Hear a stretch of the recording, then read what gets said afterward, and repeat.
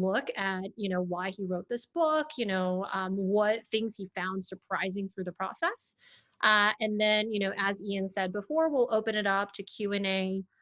It's so fun when you have the opportunity to speak to an author directly about what they wrote, especially a project like Alex's, which took, I think, what was it, over 150 interviews and over the course of 2 years, right?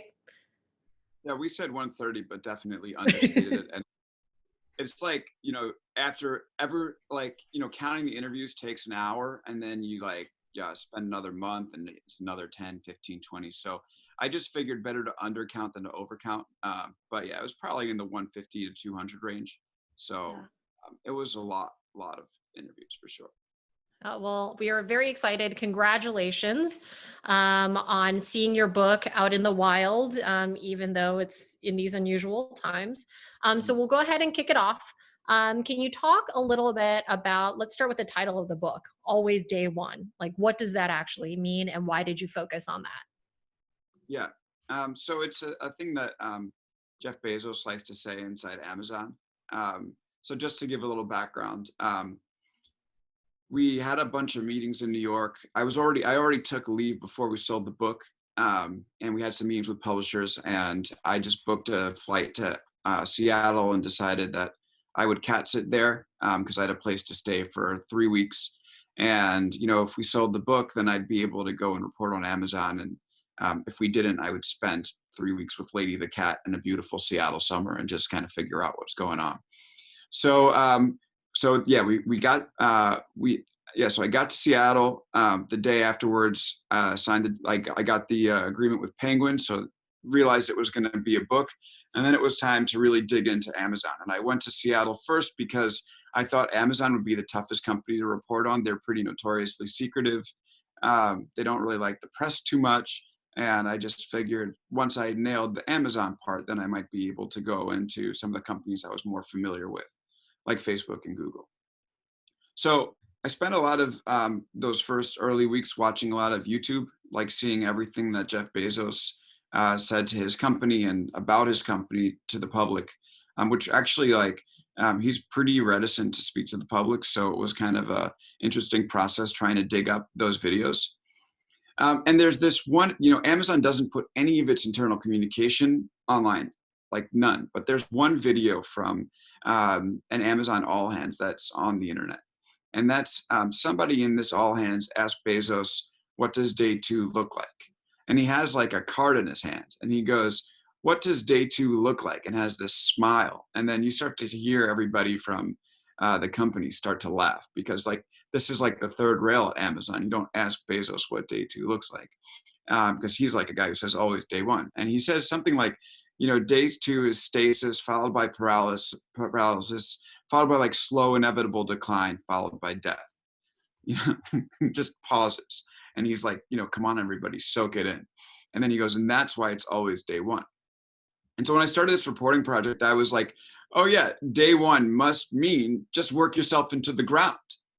I had heard some of the stories about how everybody at Amazon works hard. And I just imagined that this was just Bezos's way of saying like, yeah, we're approaching $1 trillion in market cap. We have 600,000 people at the time, but we're not taking our foot off the gas pedal. And if you think you can take a weekend off, you're wrong. Okay, so that's not exactly what it was. The longer I spent working, reporting on what's going on inside Amazon, the more I realized that it was all about reinvention. And the idea is inside Amazon, you have to approach each day as if it's the company's first. So all legacy businesses, all flagship businesses, they don't really matter. It's all about creating the next business, even if it means cannibalizing what you had before.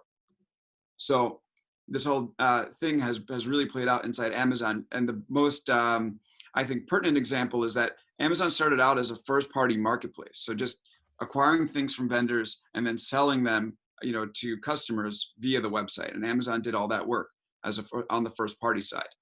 But then they opened up this third-party marketplace where you see today all these third-party sellers that are not Amazon are selling you things, and you can buy it and they'll even fulfill it. And that first and that third party really conflict with each other because you enable the third-party marketplace, you're actually hurting the first-party marketplace. But this has just sort of been the theory inside of Amazon the entire time of its existence, is basically saying It's day one. Doesn't matter what we're doing today. We're going to just build for the next iteration of what's happening. And if our current business suffers, so be it. And that's why you've seen Amazon been able to invent itself over and over again, from an online bookseller to a first party retailer, like we discussed, to a third party marketplace and an online fulfillment and logistics operation, to a cloud services hosting company, to a grocer, a voice computing platform, a hardware manufacturer, an Academy Award winning movie studio. And it's this belief that, whatever got you there to this point is not going to take you to the next stage. That's helped Amazon keep reinventing itself and inventing over and over again. And that sort of set the stage for the book.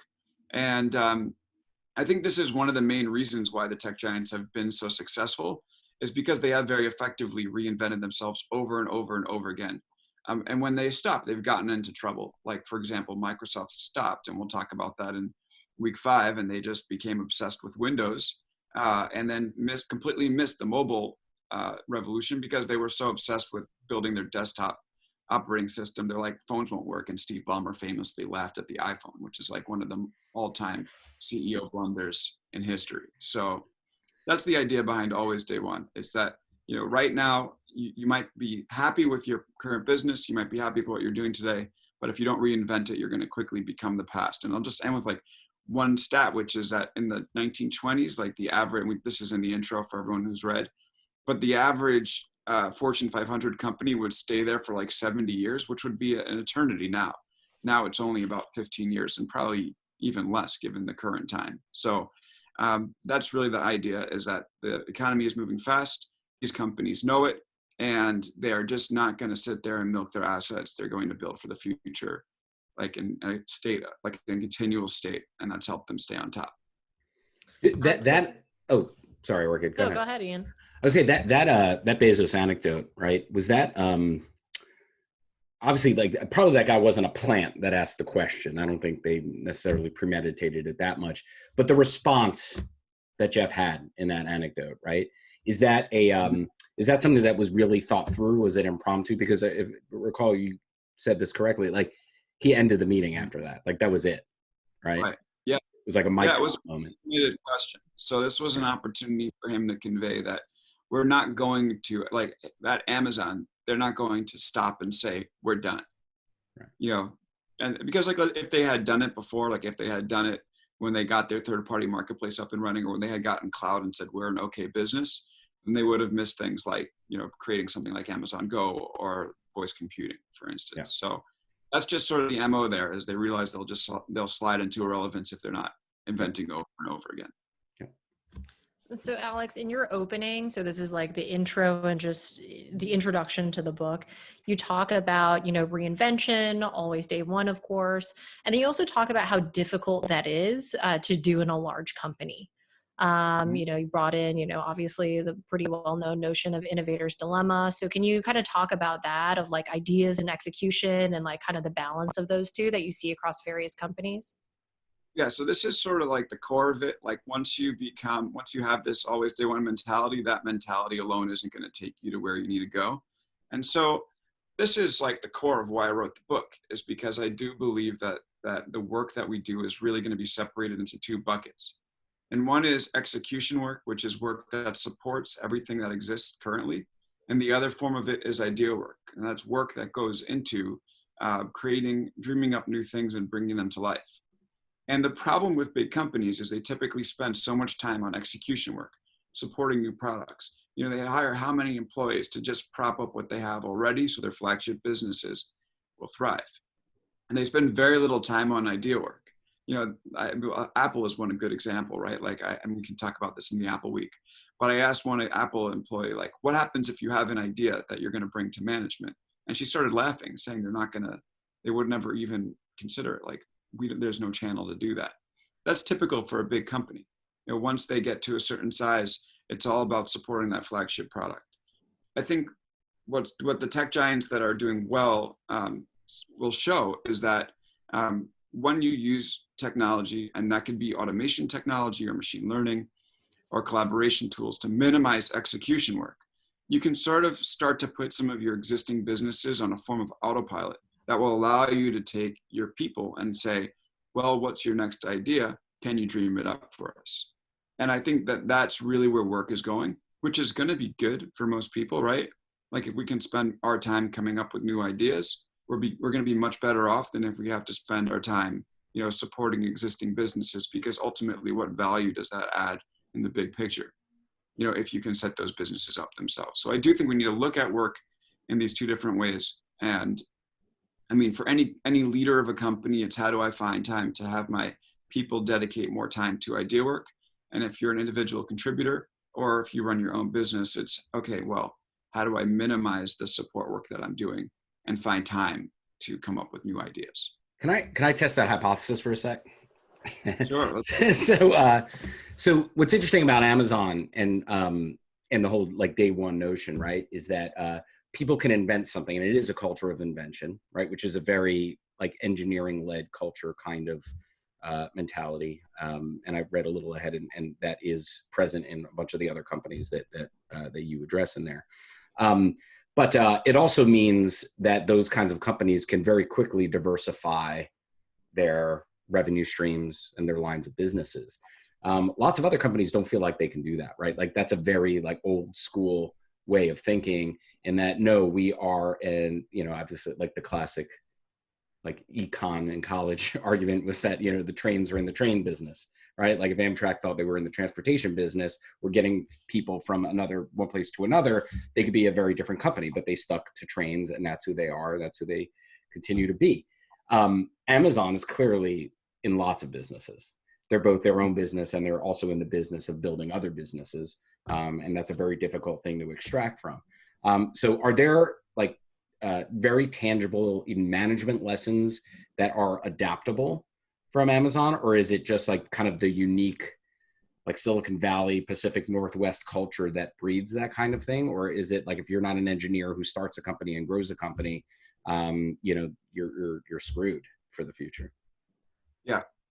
So first of all, we should say that if people have questions, they can put them in the chat. Yes. And just to touch on this one, I don't think that this is something that's, I call it the engineer's mindset in the introduction, but I don't think this is something that's engineers territory only. And I don't think it's something that's big business only. And you look at what's happening. I'll just take a step back. There's no business right now, given how fast things are moving in the economy, that can just kind of sit and do what it does and live that, get fat on its existing businesses. It's going to be so difficult. Maybe a few will get by, but by and large, companies are going to have to adapt and adjust. That's just the nature of the way things work today, even if you're a small business. And I mean, I think the COVID situation gives us like a pretty unique example where companies that never would have adapted are now being forced to do it, and learning that they can and building the muscle that shows that they can. One of my favorite examples is a stage building company in Ireland. There's not going to be a lot of stage work going on in the next few months, but now building desks for people to work at home. My friend has this company where he takes independent artists and places their artwork in offices and hotels. And obviously that business is going to have some moments over the next, couple of months. So what he's done is start commissioning independent artists to make artwork for grocery stores that tells people to, give the 6 feet berth to everybody else in the store. And now shopping in a store with those signs is going to be a much more pleasant experience than going to a store, with these sort of designed in MS Paint type of things that we see, very sterile, very unfriendly signs. So I do think, and this is one example. To me, it really feels that like all small businesses, all medium-sized businesses will get to a point in this world where they're going to have to adapt.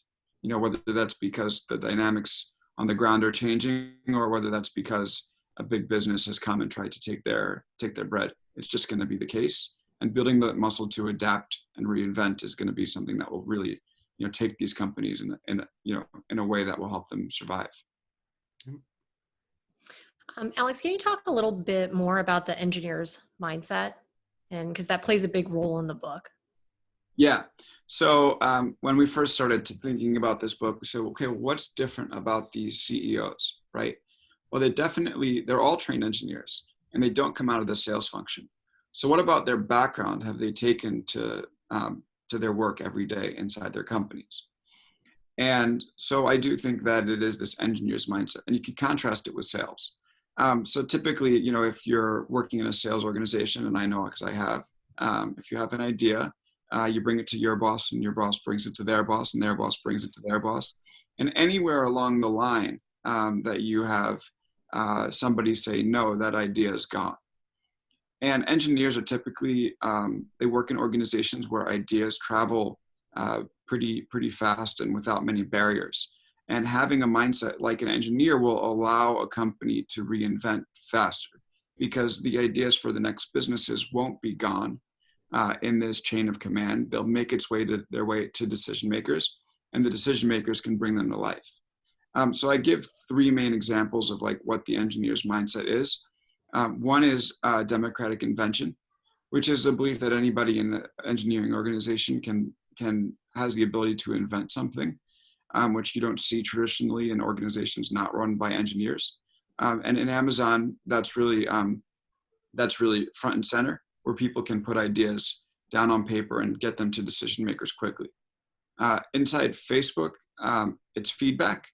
And so engineers will typically feel empowered to go to anybody in the organization. Doesn't matter if they're the CEO or, a skip level manager, which isn't usually the case in most traditional organizations. And so Facebook has built this culture of feedback where they train people to go up to anybody and basically say, here's what I think. And the third is collaboration. Engineers are really great at collaborating. Typically, they're all working on like one component of a bigger project. And if their thing fails, then they're going to be in trouble, like a power grid, for instance. So they're very good at communicating with each other and saying, hey, here's where I am and here's what's up, and making sure that like if feedback is ideas can flow up and down, collaboration is ideas can flow side to side. And so that's in that example, I think Google really excels, where they've built some of these systems inside the company to make sure that they can collaborate, and they've really become a hive mind. And that's helped them when they've built projects that require like collaboration from across the organization, such as the Google Assistant, which has Android and Search and Maps and Gmail and Calendar and every other Google product baked into it. So I think that like when a company operates with an engineer's mindset, they make sure that these ideas can come to reality quickly, as opposed to like more of a sales mindset, which is just like, let's milk our current asset and sell the shit out of it and become rich. I think it's kind of interesting that like a culture like Amazon rewards people with ideas, with ownership of those ideas. Mm-hmm. Unless they're not like product ideas, like unless they're, no, we need to make our warehouses safer right now, mm-hmm. right? Or, we need to do something about our packaging because it's adversely affecting the climate. How do they reconcile inside of an organization and Amazon the difference between those two things? Because, they've kind of been getting raked over the coals this week, for example, for silencing, in many cases, like firing those employees. So I'm curious, like from what you've seen, how they reconcile that. Yeah, so I think that Amazon, like none of these companies are perfect companies. Yeah. Right. And I think that Amazon is really dialed in from a process standpoint. Like I think all of these companies, their process is something that we can emulate, but I don't know if their judgment is always the best. And I think that Amazon is really struggling on that front. Like I do think that there's something in the mind of their leaders that, they believe in this thing called customer obsession. And to them, all that means is, let's be obsessed with getting customers their products. I don't think they see the other side of it as clearly as they need to, which is customers care about the conditions that their workers are operating in. Customers care that the people that are packaging things up and sending them don't get sick or, don't end up like suffering injuries because they work too hard. And that they're taken care of, like from financial perspective.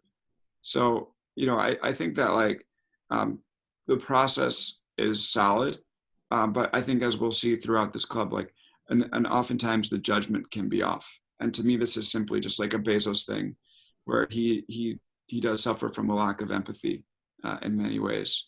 I mean, it's obvious with his personal giving, right? Richest guy on the planet, and he gives like tiny % of his wealth away.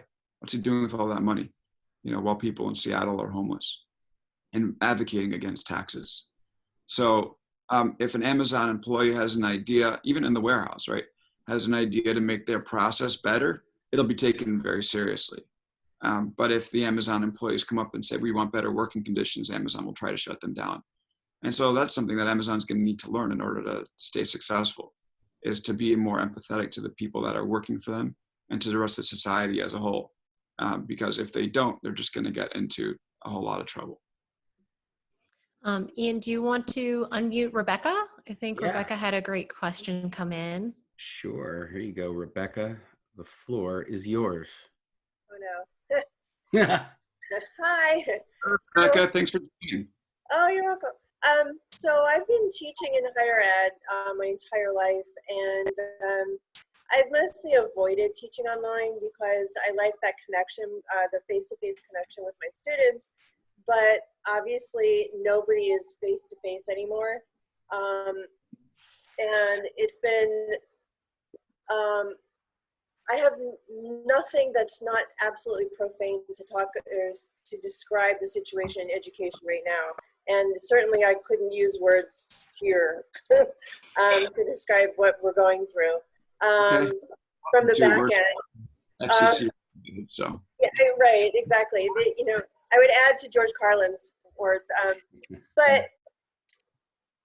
I find it absolutely ridiculous that teaching in New York City, nobody planned for this after Sandy. You'd think that in a place like New York City, we would at least have taken pains to have backup plans. And so the fact that we didn't, and I teach at CUNY, the fact that we didn't is shocking, or maybe more shocking than the rest of the country. But I also think that, well, if you know CUNY, you know that it's a massive bureaucracy, and it's kind of like, you know, trying to find someone at the post office. And it kind of reminds me, when you were talking about Amazon and, well, how businesses get bigger and bigger, it reminded me of when I was first teaching in a small liberal arts college. I could just go to the president and say, hey, what about this? And we could do it. Versus CUNY, where there's like 20 different layers and no one cares, because they'll say, what about, you know, the budget? And it seems like they're going to have to be flexible or they're going to die. And so I'm curious as to what we did that we shouldn't have done. Yeah, I mean, I think that, so I talk about this a little bit in the conclusion actually, but let's fast forward. Like, I do think every organization really could benefit from looking at work and saying what's execution work and what's idea work, and how do we minimize execution work. And Right. Unfortunately, in public sector, I've worked in the public sector for a bit also, and unfortunately in the public sector, oftentimes bureaucracies form because people are scared, you know, and they don't, you know, they give jobs, they don't know how to alter jobs. And I just think how efficient, how much more, you know, not only efficient, but how much more effective can our educational systems be? Can our government be, if we started figuring out ways to minimize the execution work there and making room for ideas? Like, we're definitely not a society that lacks for problems in our public sector and our education sector. We have plenty of things that we could use creative people thinking about, but unfortunately we load them up with execution work because we don't, you know, it's a factor of fear and, you know, potentially just like, you know, politics prevailing over common sense. And so, you know, if this book takes off the way I hope that it will, one of the things I'm hoping is that it's not just going to be something that small businesses and businesses with competing with the tech giants are going to grab onto. You know, to me, if this book makes its way into some of the federal agencies and they can say, okay, well, how do we even take like small automation programs and put them in place and then free up our employees to start solving some of the big problems, whether it's health or poverty, climate. You know, we're going to be in a much better world because of it. And especially in education. I mean, none of this works without a functioning education system that teaches students how to think inventively and leaves them, you know, puts them in the workforce with the ability to take a few risks, not burdened by student loans. So we need this stuff to start getting itself righted. Otherwise, we're going to live in a society that's not really going to work very well. So I hope that, like, you know, it's amazing to see an academic here, someone who works in the education system. Like, it's amazing. It's like, it was the goal, it was the hope.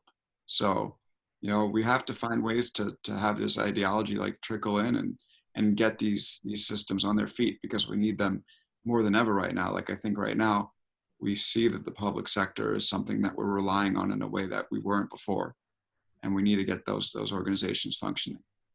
I'm one of the people who gets in trouble a lot, so that I guess that might explain why I'm here. Good. Yeah, keep making trouble. We need that. Yeah. Alex, do you think it complicates things that this whole situation is enmeshed, in that the education system, for example, like leverages a lot of the technologies that companies like Amazon and Google deploy, and therefore get locked into their decisions and are unable to make their own in these cases? I don't think, no, I think that once education's, I think, okay, let me put it this way. I think the technology that the education system uses is the least of its problems. The fact that they're using technology is probably a good thing. Yeah. But it's really, you know, I think this will be a theme throughout this club, but the mentality is really where it starts. And we'll get to this in like the last chapter, Leader of the Future. But we have an education system now, and Rebecca can fact check me, but too often, it's one that teaches people to memorize and spit back and not take risks, get A's, right? That doesn't create, you know, no matter what technology they're thinking of, they're using, if that's the way that people are thinking, then they're going to get into the workplace and they'll be really good at moving numbers from one Excel spreadsheet to another, but they'll struggle to invent and to break rules in order to make things that will be of value. And so I think we need to reorient the education system in a way that enables this sort of risk taking and teaches more than just memorize and spit back and just get A's. And then we're going to be in a better shape. And like, yeah, I mean, would it be better if Amazon, Apple, Facebook, Google, Microsoft had a little less power over everything we do? Sure. But I would say the first thing to change in the education system is mentality. And then we can start going into the tools and the tactics they use to get the job done. Then you're going to have to change the federal government, and you're going to have to change assessment and the way that schools get funding. I teach in higher ed, and we have to undo what people have done. So it's very dangerous the way, you know, Common Core is not the enemy, by the way. It really isn't. But the way that assessment gets accomplished or doesn't is dreadful. And it's because people want to turn everything into numbers, and learning doesn't get accomplished that way. Well said. All right, so let's move on. Also, there's a couple of questions that I think could be quick. I mean, I see some people who have asked questions that don't have their video on, so I might take the liberty just to go through a couple of them. But like a lot of these like companies are engineer led. Do you ever see anybody from the marketing or sales side leading a company like the ones that you talk about in the book? Yeah, I mean, so having grown up in advertising and sold ad tech, like I know as well as anybody in the industry that the marketer is the person who's got the hold on the data, right? Like the sales systems will play into the marketing person's technology stack. You know, the entire enterprise resource, you know, plan can play into the marketing person's technology stack. Yeah. So they understand at the very basic level the way that technology can help minimize execution work and make room for ideas. And marketers are often some of the most creative people in the organization. So I do see a real pathway in. And just to emphasize this point one more time, but the engineer's mindset, again, is something that is a mindset. It's not a set of skills. So I don't think you need to be technical to practice it. I think a salesperson can practice it, but they have to work to break down the barriers that they're used to that would prevent ideas from moving, you know, across organizations. You know, once you set up these barriers, all of a sudden you're preventing your organization from being inventive. And if anybody in any organization, whether from engineering or marketing or sales or finance, says, I'm going to make a concerted effort to make sure that we have pathways for feedback, that ideas flow side to side, and that people can invent, you know, from whatever rank they are, then they're going to be in good shape. They can lead a company. I don't think it's the territory of engineers only. There is another question about, so from Ben, looking to just basically asking like why you didn't dig deeper into Uber and Tesla, and basically why were they omitted? Great question. Well, Mike Isaac wrote a great book on Uber, so I feel like he did a lot of the work on that one. You might have something to say about It was super dramatic. It was very good too. I did go into Uber and talk with them a little bit about it. A couple of things annoyed me about Uber. One is their employees are viewed as independent contractors by the company. And so even it's just sort of a toxic culture there in terms of getting ideas from people. And I really wanted to focus on big companies that had managed to break this innovator's dilemma and stay strong. And that's why, I did the tech giants. And I think like the shining examples there are Facebook, Google, Amazon, and Microsoft, and even Apple is having a hard time right now, which we can talk about in a couple of weeks. But I thought the example of really looking into the tech giants would be most compelling. And then Tesla, Elon Musk is so interesting, right? Like that he's a guy who really runs a command and control operation. So ideas come from Elon. And if you're at Tesla or if you're at SpaceX, you're on on Elon's marching orders. So I don't really think that Elon fits the bill here. And maybe he'll be able to get Tesla to like a pretty good flagship product. But I wonder what's going to happen when he's going to have to adjust. If he starts listening to employee feedback and builds these channels to bring ideas, Tesla would be a much stronger company than it is today. But it's struggled a lot, and I think a big part of that is the leadership that Elon's brought to the game, which is not a popular opinion, but I think that's the case. All right, so I know Bill's got a question here, so I'm gonna unmute Bill. You're on. Okay, so my question was just trying to understand when your thesis applies and when it doesn't.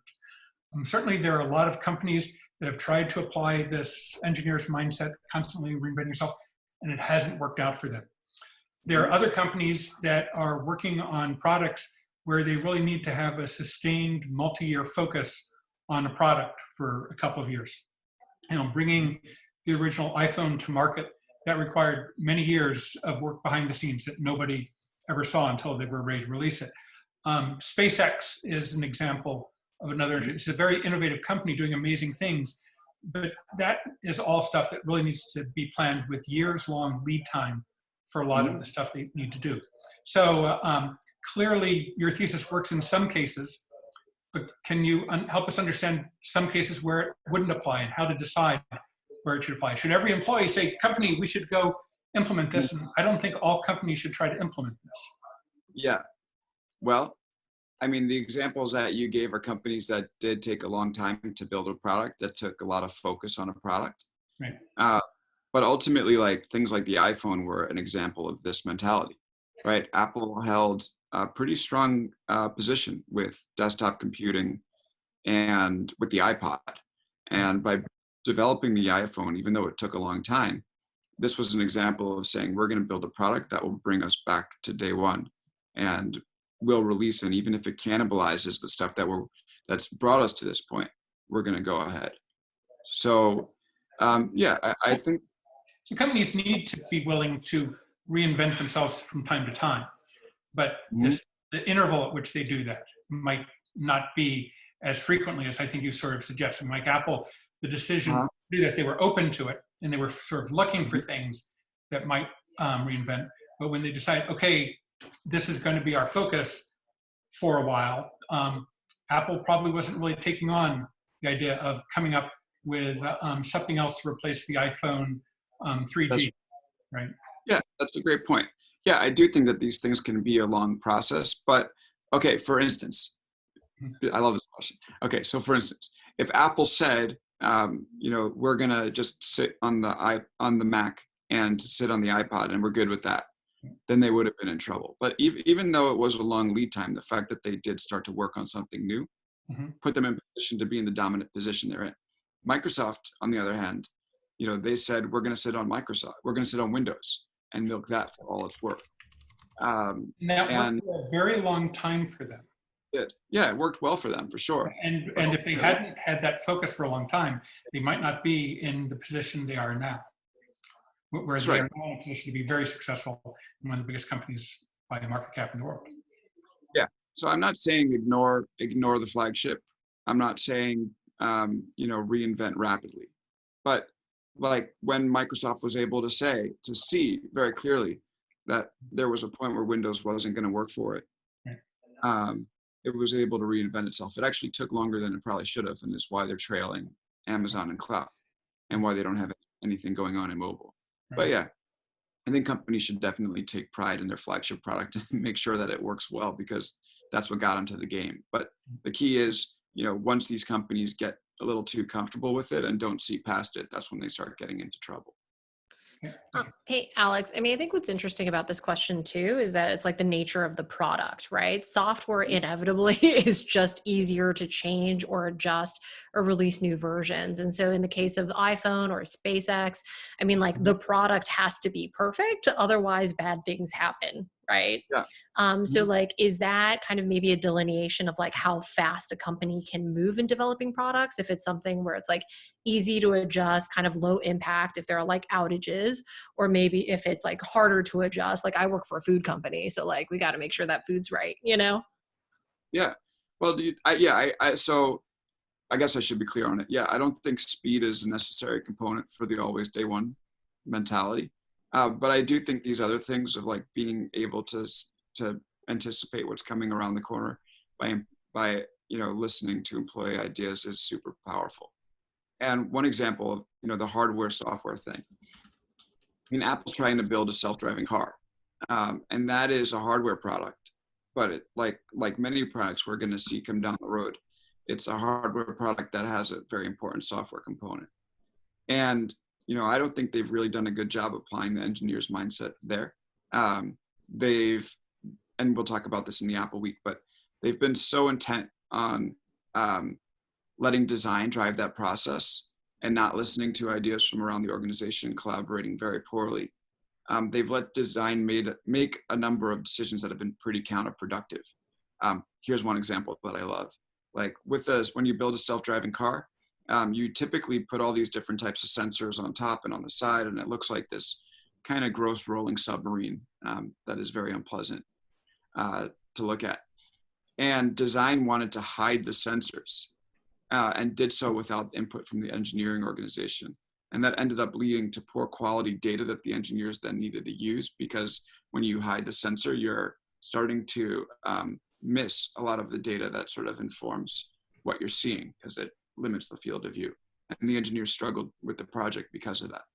So I do think that even, oftentimes we'll see hardware projects that will have, strong software components that, this sort of mentality applies. We have one question from Wei Hung. How does Amazon structure the organization to incorporate the day one mentality by cannibalizing itself? Doesn't this create internal stigma between teams? Yeah, it's very interesting. One of the most interesting things with Amazon employees is like they're kind of gung-ho about working themselves out of a job. We can talk about this next week, but there's like this idea inside Amazon called invent and simplify, where you invent something and then you simplify all the processes that are holding it up, and then you go and invent again. An example is in Amazon's retail organization, where they used to have people, or they still have people, much less, that would work with the vendors that they were working to supply in the fulfillment centers. So you would have one vendor say, okay, how many units of Tide are we going to stock in how many fulfillment centers at which price when? And Amazon eventually realized, okay, we don't need people doing this. We can end up putting this on autopilot, essentially, if we get our machine learning engineers figuring it out right. So they did that, and they automated a good chunk of it.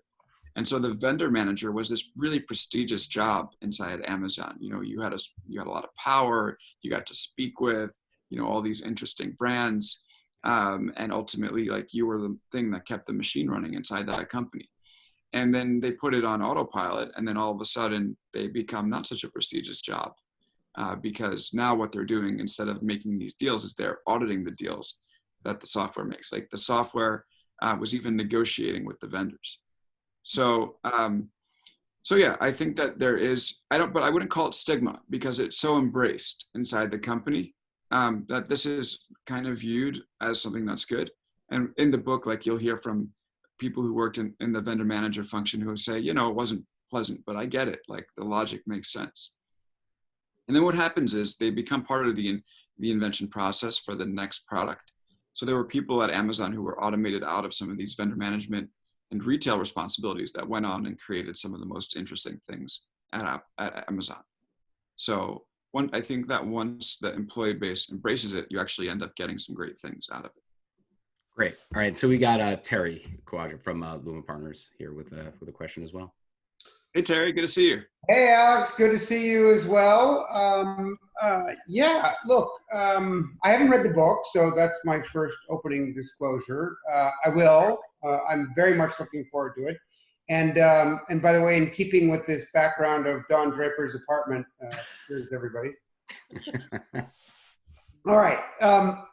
You know, I've been obviously tracking Amazon for quite some time, and in many ways, I think this potentially could be one of the most consequential companies, not just in media or commerce, but for America, basically all time. And the question I have for you is, given that time you spent sort of with the people there, understanding the culture, understanding the mission, and getting a sense for what they're really all about, do you think if you were to look at your crystal ball going 10 years down the road, looking back, would you say that Amazon was a force for good in terms of the economy and the society? Those are two questions, or something else.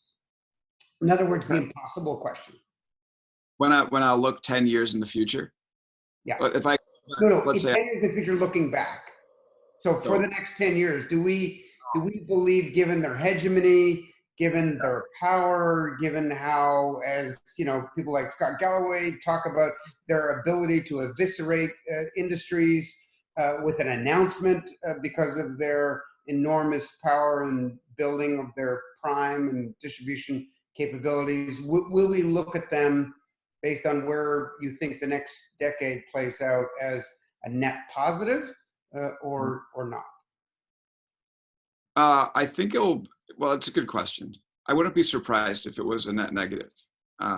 But like, I think they have an opportunity to be a net positive. And here's why. You know, I think because they have this, they've become this platform, and they enable so many businesses. Like, people say, what happened to the mom and pop shops? I think a lot of the mom and pop shops have transitioned to selling through Amazon. So instead of walking, I mean, this is the most extreme example, right? Instead of walking through the street and seeing, okay, here's a store I like, here's a store I like, you know, Amazon is the street now, right? Like, they're the landlord. And the small businesses still exist. They just happen to be on the internet.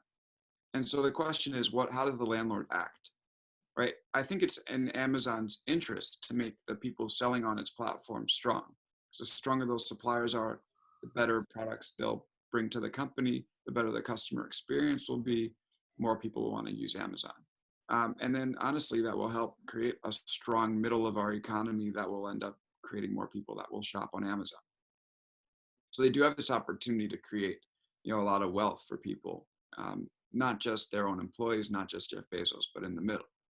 I think when you see Jeff Bezos become as rich as he has, you can see what's happening with that wealth. It's starting to be concentrated at the top, but ultimately that might backfire on the company. So I think it's an amazing opportunity they have right now. Same thing with their workers, right?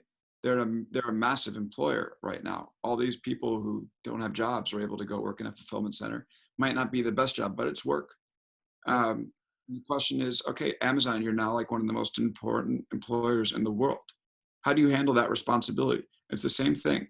The better that those people are treated, you know, the better the Amazon lives up to its customer obsession promise, and the better it's remembered as a company. On the other hand, if they become sick, or if they become worked to the bone because Amazon doesn't care about workers, then it backfires on it. So it's this amazing moment in history, right, where they get to decide what type of company they are, what type of society we're going to live in, because you're right, they are an important institution here. Reminds me of that saying, with great power comes great responsibility. I agree with you that there's a lot of optionality in terms of how this may play out. And I'm not so concerned about the immediate sort of natural reactions of, let's say if the culture was anti-union or whatever at the outset, because all kinds of psyche goes into the time period when you're a startup and you're just trying to build a business. But over time, they have this ability to mature and maybe change their perspectives have you, in your analysis and time spent with the company, garnered any sense of their ability to be dynamically adjustable in terms of the way they think about how they perceive the world and their role in it? Yeah, not really. You know, That was quick. I have looked for evidence to show that Amazon will be a good steward of the power that it has, and I have not found enough. And Ladies and um, gentlemen, I punchline of mean, the evening. yeah, like you look at, I mean, again, like the fact that Bezos is so wealthy is like case in point, right? He's taken all of that economic, surplus that he's created and sucked it up for himself largely. Um, so yeah, I mean, it's interesting. I've seen Facebook capable of changing. Like they've definitely changed. Wait a second. You're saying Facebook is good and Amazon, this is like up is down, down is up. Just tell them the truth based on Cats and dogs living together. That's right. But here's what I'll say. Like, I just there's a reason why I wrote the book, right? Is because I do think that if these companies possess these systems which they've developed and honed for such a long time, and the rest of us viewed them as mysterious, unknowable, unbeatable, we'd be in trouble. But the more their systems get out there, the better off we're all going to be. And I'm generally uncomfortable with the amount of power that all these companies have. So, but like, yeah, it's, Facebook realized that it had this opportunity to be remembered as a force for good or evil, and it started to make some adjustments. I don't think they're perfect yet, but they've certainly altered themselves. But with Amazon, like, okay, there was this example where they had a worker leading this protest about safety. I don't know if you saw it, but like there was this example where they basically had this internal email trying to talk about how the whistleblower was inarticulate, and they wanted to make this person the face of the protest because therefore the protest would look less credible. I mean, that's kind of evil, So Amazon just has yet to demonstrate that they have the empathy needed, to go along with their power. Well, thank you, and Ian, for answering the question and for organizing this book club. This is awesome. It'll work. It'll get smoother as we go. Oh, this is great so far. I know Hal's got a question that he wants to ask. So Hal, you're up. Great. Yeah. Thanks, Ian. Thanks, Orchid. Hi, Alex. Yeah. Versus in real life, the real life we have today. Exactly right. So I just have two quick questions for you. So one is, going back to the marketing or sales CEO, most of these companies are engineering driven. Apple itself is design driven. And given that, obviously back to your earlier answer, a marketing or salesperson could be at the center of that engineer's mindset and be able to do all those things. Do you happen to have a feeling as to whether or not at any of these companies, power is going to shift from an engineering sort of a function to a marketing function, where that might make that more probable than it is now? So that's one question. The other question I had for you is, when it comes to the government and other places that might be able to use this automation technology to free people up more for idea work rather than execution work, what sort of risks do you see? One idea that I just think about with the government is, if you automate everything, it could just be turned off. You could literally turn off an entire agency with the next administration potentially. So I just love to hear your thoughts on those two questions. Yeah. Okay. So I was initially going to instinctively say there won't be a marketing person that will lead these companies. But then I reminded that Adam Mosseri, who leads Instagram, is a design guy. So totally possible. I mean, yeah, so that's sort of proof that it can be mindset versus skill set. And it likely will. So yes, definitely, marketers and salespeople shouldn't give up on their opportunity to run a tech giant. I think that's definitely still in play. Okay, the government, I mean, it's great question. I don't think you run in blindly to start automating the whole government without, putting in some safeguards like the type that you mentioned. But that said, you can go into a government agency and you're going to have people doing, what's called the bullshit jobs, right? Jobs that people don't really need to do. And I think that finding a way to take those jobs and automate portions of them so that those people can be working on more important tasks is something the government should definitely think about. And we'll end up just with a much better government than the one that we have today. So maybe they can figure out testing if they're not, we're spending their whole day reconciling. Great. I think we've got Evan Stein here with a question as well. Evan. Do we have an Evan? Sorry, I was double muted. Yeah, no, thanks, Alex, for doing this. Super cool and great to kind of catch up with you again. I just thought, based on your incredible access, what was kind of a cool story or anecdote or experience that you had that didn't make the book? Oh, good question. Double muted. That's impressive. Okay. I mean, one of the things that we did a Black Mirror chapter towards the end of the book where I invited in a science fiction writer and someone who led the Arab Spring in Egypt, and basically said, like, let's go over, all these conversations, all this technology that these companies are using and see where it could go wrong. And so like we ended up making like 5 episodes of Black Mirror, like, sort of treatments with, like actual stories of people using this technology wrong. So we included 3 of those, and 2 of those got cut on the cutting room floor. I mean, so that's one example. I mean, the one interesting story, you don't really hear the backstory of like how a lot of these interviews are set up. So I'll just tell one story about Steve Wozniak, co-founder of Apple. So I cold emailed him because he had made some interesting comments about the iPhone. He just said that it had reached a form that's right, and that the iPhone 7 was the same as the iPhone 6, which is the same as the iPhone 5, and he wasn't upgrading. And I thought that was kind of interesting coming from the co-founder of Apple. And so, yeah, and this isn't in the book, but I emailed him and I'm like, hey, Steve, would love to meet with you and talk to you about this, just cold out of the blue. And he goes, what did he say? He said, yeah, no thanks, basically. And I was like, no, wait, we should talk about this. Here's a reason why we should have this conversation. And then he replied back and he said, okay, the next thing we should figure out is a time and the place. So I said, okay, so we decide to meet at this diner down by Cupertino.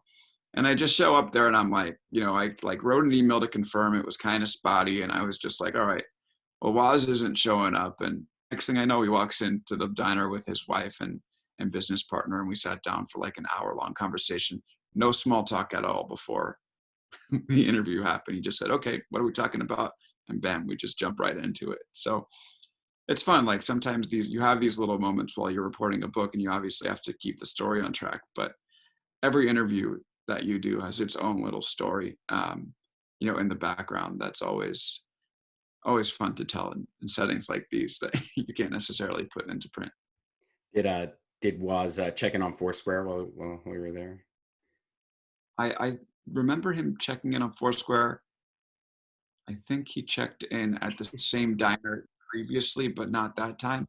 I have an odd connection with his eating habits, given his public check-ins everywhere. That's right. Yeah, Woz is the consumer user left in the whole world. And we're a little over time, but I mean, there's still a great conversation, so I don't think we're going anywhere. So maybe we'll just do 2 last questions. Spencer, you've been waiting so patiently. First of all, hi. And Ian, if you could go ahead and unmute him, that'd be great. He's good. Yeah. He's great. Awesome. Thanks. And thanks, Orchid and everyone, for putting this together. It's pretty awesome. I was curious. Laszlo Bock, the former head of people at Google, wrote a great book called Work Rules. And he talks a lot about letting employees make mistakes, giving them kind of freedom in order to drive innovation. And a lot of companies do that really well and really let their employees out there. Others kind of pay lip service to it and don't necessarily, kind of wink, wink, but employees know that there's typically maybe some penalties or other things for making mistakes. I'm just curious, in your interviews and in your experience with these companies, who's kind of doing that well? Are there any takeaways for the rest of us with that? And maybe who's not actually really doing it and paying lip service to it? Yeah. Oh, and first of all, thanks for the question, Spencer. This is another good one for Evan, because I actually did speak with Laszlo and ended up cutting the interview out of the book. So, whoops. I do think the tech giants are like pretty good at giving people room to experiment and fail for sure. Like it happens at all these companies except for Apple. And I think that Apple is doesn't give Apple. It was amazing how many people were upset about working at Apple. I just never anticipated that was going to be the case. But people really don't enjoy working there precisely for that reason. You don't really have a lot of room to experiment and make mistakes. I mean, Facebook famously, you ship code like your first day that you're there, even if you're an intern. Google still has that experimentation quality to it, even though it's a little less than it used to be. Microsoft is like a real B2B, like enterprise software company, but they still focus, like allow people to do these type of things. I mean, we'll get to it, but they have a meeting. Satya Nadella has a meeting with his senior leadership team every week, and they have a researcher present to them. And it's called Researcher of the Amazing. And it's just one crazy idea that they came up with that, you know, the senior leadership team wants to hear. And Amazon, I mean, you know, Amazon is definitely more regimented in its decision-making process. Like it doesn't just throw money at any projects.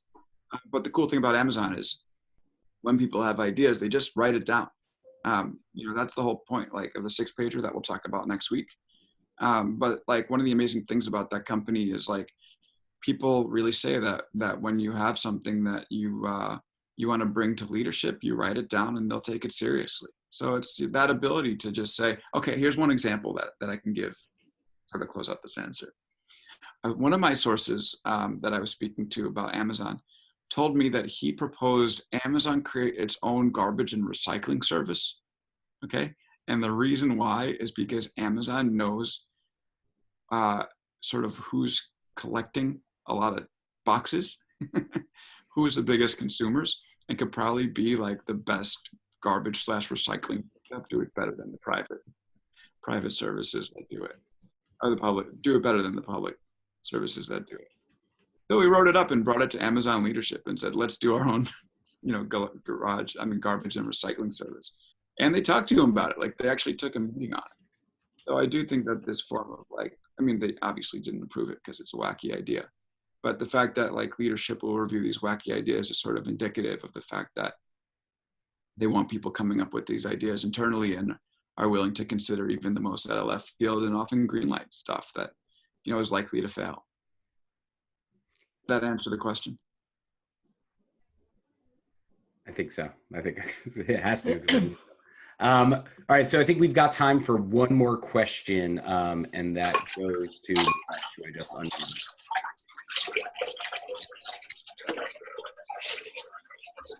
And I love. Did you unmute? I love it. No. Sounds like someone's getting a bath. Yeah. Okay.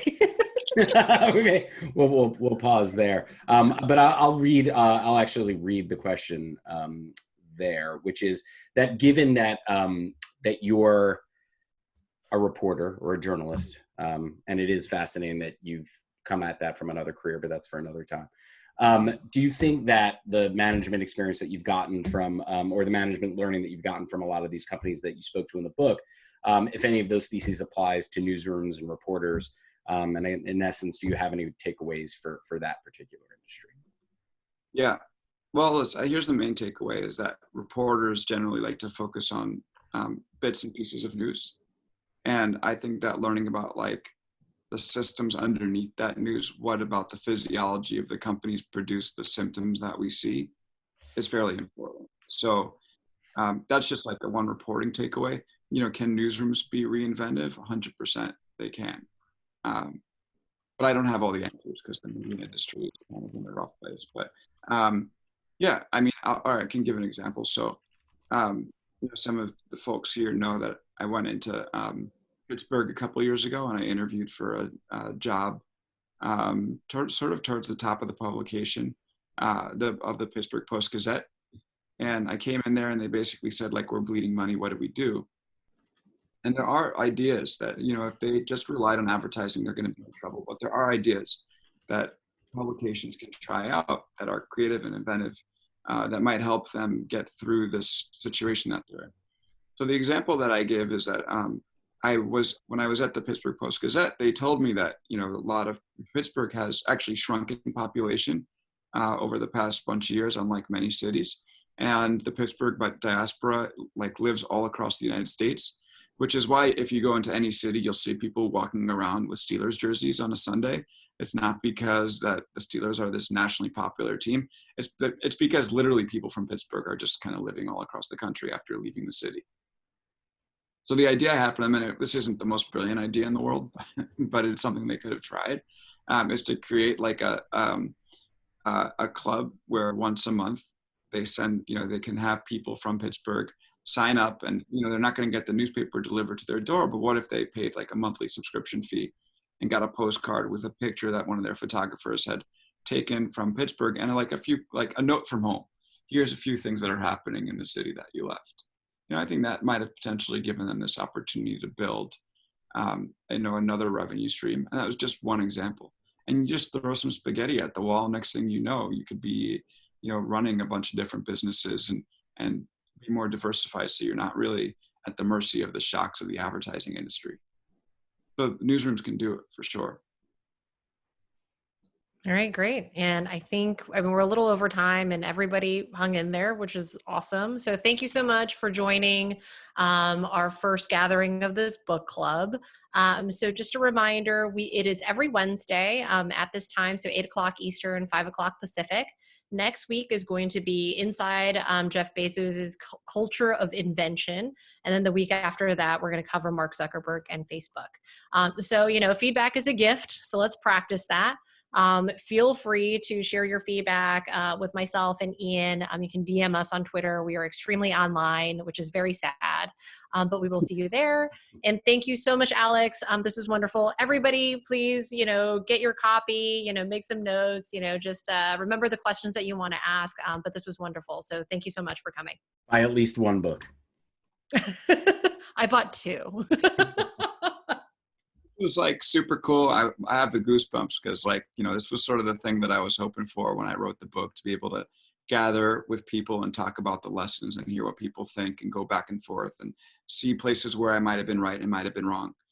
So I definitely have some thinking to do before next week. And I appreciate you guys organizing it, Orchid and Ian. And thanks everybody for attending. So I'm really stoked for next week as well. Yeah, and cheers. I mean, Terry will embody Terry. I brought my beer, so, you know, bring your beverage of choice, whether it's, you know, mocktails, wine, whatever, it'll be a party. So thanks, everyone. Awesome. Thank you, everybody. Thanks, Alex.